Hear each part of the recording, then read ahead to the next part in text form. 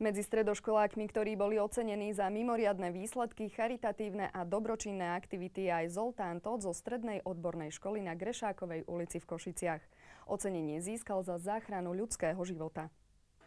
17-ročný Zoltán Tóth zo Strednej odbornej školy Jozefa Sakajho v Košiciach bol vlani so spolužiakmi na mestskej krytej plavárni. Po chvíli plávania začal krík o pomoc neznámej dievčiny. Mysliaci, že ide o žart, tomu ostatní dôležitosť nepripisovali. Ale on to zobral vážne, prišiel ku nej, chytil ju ľavou rukou a plávali spolu ku kraju bazéna, vyťahol ju z vody a vlastne vtedy sa dozvedel, že nebola to sranda, ale skutočne volala o pomoc, lebo dostala krče a začala sa topiť. Mladý Zoltán dievčine zachránil život. Skromný študent nechcel hovoriť pred kamerou, rovnako ako keď sa po skutku o svojom hrdinstve v škole nepochválil. Dozvedeli sme sa o celej záležitosti pozdejšie, opozdenie, lebo on je tak skromný, že ani sa nepochválil so svojím skutkom.